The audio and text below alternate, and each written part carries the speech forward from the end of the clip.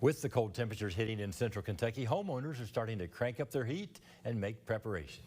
Vasi Prokos spoke with one HVAC service on what you should do around the house before freezing temperatures become the norm.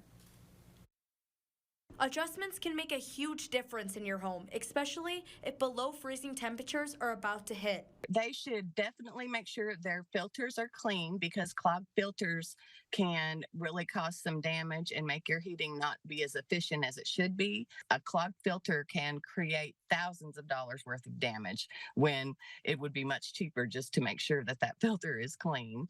Our weather authority predicts low temps in the 20s to 30s with some frost possible by Tuesday morning. So if your lines freeze up or if you go to see your outdoor unit and it's froze up or it looks like it has frost on it, that could mean that you're low on Freon.